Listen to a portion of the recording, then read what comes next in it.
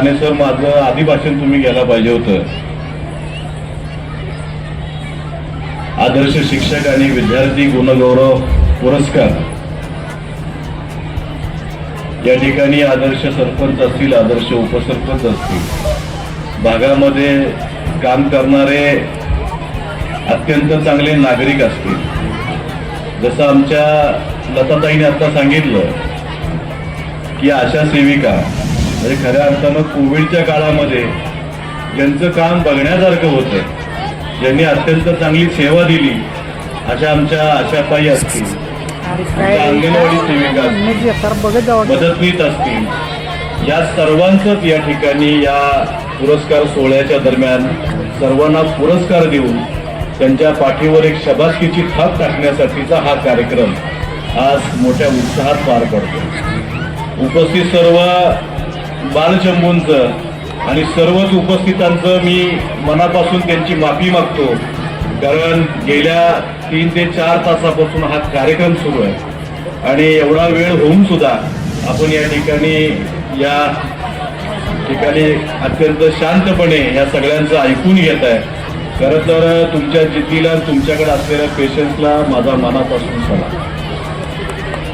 या ठिकाणी गेल्या 14 वर्षापासून म्हणजे खरं तर हे 19वे वर्ष मध्ये कोविडचे 2-3 वर्ष गेले आणि कोविडच्या या 2-3 वर्षामध्ये दादा आम्हाला कार्यक्रम घेता आला नाही, म्हणून हे 14 वर्ष. आणि या कार्यक्रमाला आज आवर्जून उपस्थित राहिले आणि तुम्हा सर्वांना मार्गदर्शन करून गेले. या कोरेगाव खटाव विधानसभा मतदारसंघामध्ये ज्यांनी विकासाची गंगा वाहिली, म्हणजे हा मतदारसंघ अत्यंत विकासाच्या दृष्टीनं या ठिकाणी दुष्काळ पडला होता आणि अशा परिस्थितीमध्ये या मतदारसंघामध्ये विकासाची गंगा ज्यांनी वाहिली ते म्हणजे तुमच्या आमचे सर्वांचे लाडके सन्माननीय आमदार महेशदादा शिंदे या ठिकाणी या कार्यक्रमाला आले, कार्यक्रमाला बोलले चांगले आणि तुम्हाला चांगल्या पद्धतीनं मार्गदर्शन केलं.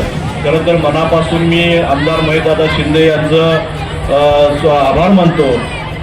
त्याचबरोबर या ठिकाणी या कार्यक्रमाला आवर्जून उपस्थित असलेले आमचे मार्गदर्शक, आमचे मोठे बंधू आणि सतत माझ्यावर चांगल्या पद्धतीनं प्रेम करणारे आमचे सुशीलदादा मोजर या ठिकाणी या कार्यक्रमाला आवर्जून उपस्थित आहे. त्यांचं या ठिकाणी मनापासून स्वागत करतो. या कार्यक्रमाला ज्यांनी अत्यंत चांगल्या पद्धतीनं आता मनोगत व्यक्त केलं, सर्वांना आपली भूमिका समजून सांगितली, या कार्यक्रमापाठीमागची पार्श्वभूमी समजून सांगितली आणि जगणं किती सुंदर आहे आणि मरणं किती सुंदर आहे या गोष्टीवर जे बोलले ते म्हणजे आमचे मित्र, प्रसिद्ध वक्ते. खरं तर त्यांना ZTVचा पुरस्कार प्राप्त आहे वक्ते म्हणून, असे आमचे सहकारी मित्र प्रदीपजी कांबळे या ठिकाणी उपस्थित आहे. त्यांचंही या ठिकाणी मनापासून स्वागत करतो. त्याचबरोबर वनवासवाडी जिल्हा परिषदेच्या माजी जिल्हा परिषद सदस्य आमच्या सौ रेश्मा शिंदे या ठिकाणी या कार्यक्रमाला आवर्जून उपस्थित राहिल्या, त्यांचंही स्वागत करतो.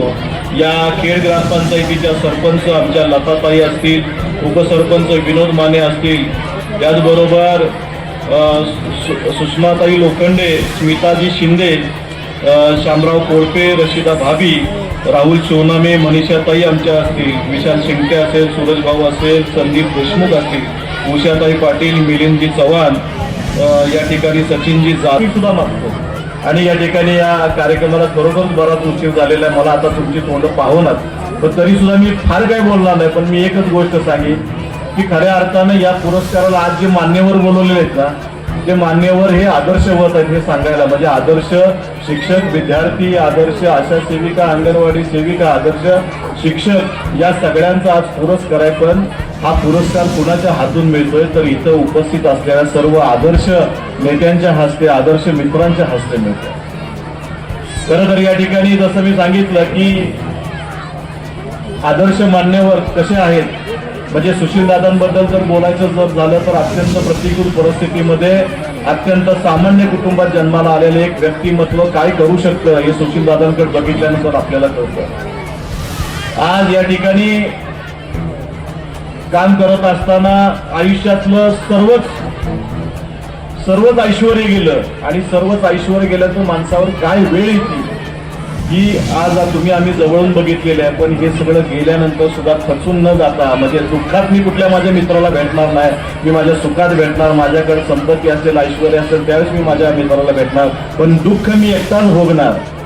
आणि त्या जिद्दीच्या आणि त्या चिकाटीच्या जोरावर ज्यांनी या ठिकाणी अत्यंत चांगल्या पद्धतीनं उंच शिखर गाठलं आणि अत्यंत चांगल्या पद्धतीनं या ठिकाणी या इथं साताऱ्यामध्ये पुन्हा एकदा एक नगानं एंट्री करून या साताऱ्यातल्या लोकांना भारावून सोडलं आणि एक चांगलं व्यक्तिमत्व आज या ठिकाणी या साताऱ्यातल्या मातीतल्या गोरगरीब विद्यार्थ्यांसाठी, गोरगरीब मातांसाठी, गोरगरीब भगिनींसाठी अहोरात्र काम करतं, याचा सार्थ अभिमान आम्हाला.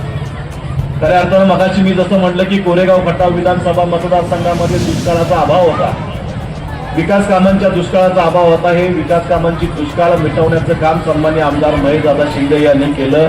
ते एक आपलं आदर्श व्यक्तिमत्व होतं. आज प्रदीपजी कांबळेसारखे एवढे मोठे वक्ते आहेत, असे कित्येक लोकांना त्यांनी चांगलं मार्गदर्शन करून मी माझ्या आयुष्यामध्ये खऱ्या अर्थानं आमची 22 वर्षापासूनची मैत्री, 22-25 वर्षापासूनची, मी दादा 25 वर्षापूर्वी बोलत नव्हतो, मला बोलतं केलं या माणसाने, लक्षात घ्या.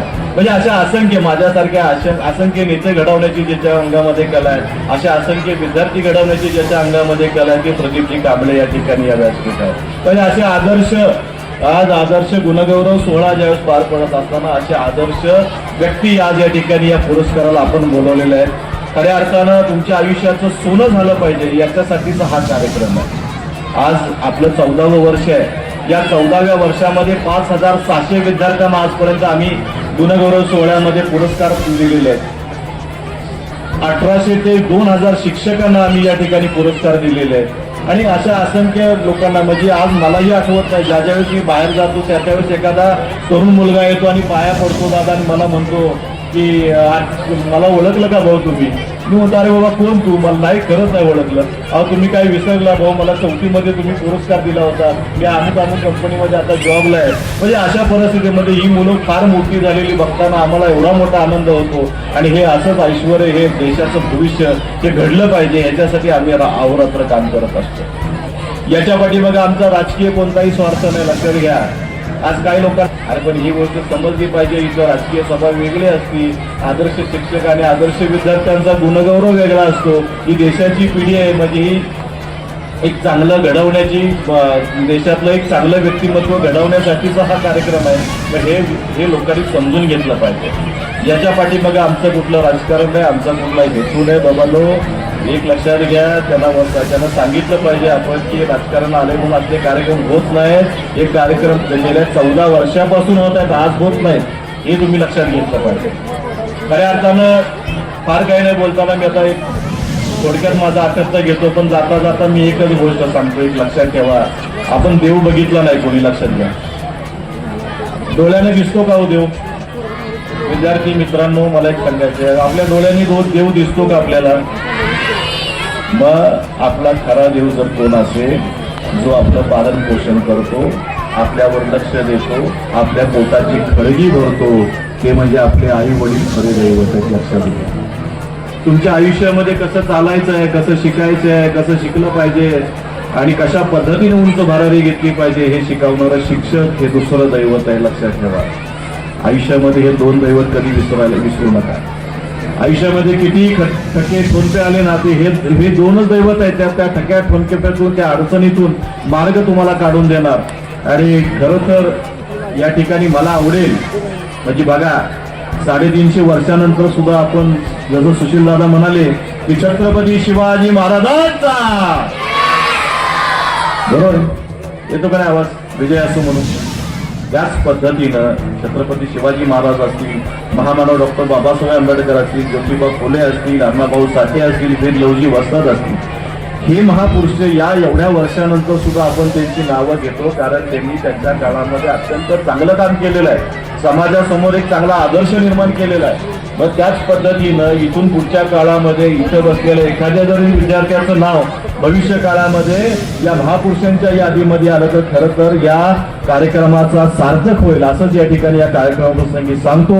आणि मी जास्त काही बोलत नाही, माझं लांबलेलं भाषण थांबवतो आणि 2च मिनिटात ज्या तुम्ही प्रतीक्षेत आहात, जो पुरस्कार तुम्हाला पाहिजे त्याच्यासाठीच या ठिकाणी आता ह्या कार्यक्रमाला मी पुरस्कार प्रदान करण्यासाठी मी आमच्या माने सरांना मी अनुमोदन देतो आणि या ठिकाणी थांबतो.